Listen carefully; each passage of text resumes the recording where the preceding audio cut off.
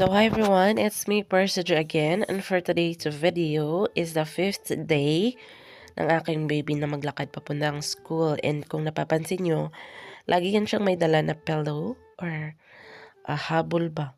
O bisaga siya paingon, habol good is life, no? Anywhere. So since birth, gusto na niya yung mga ganyang kumot.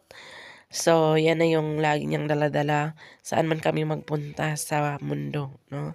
So, yan yan sa kanyang isa sa kanyang trip sa buhay. So, ikaw ba, yung anak mo, anong trip niya? So, comment down below kung ano yung nakasanayan ng iyong anak.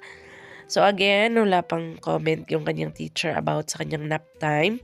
So, hanggang sa wala pa is paglakarin muna natin yung anak natin hanggang sa good pa yung panahon, no? So, again, thank you so much everyone. Ingat and God bless.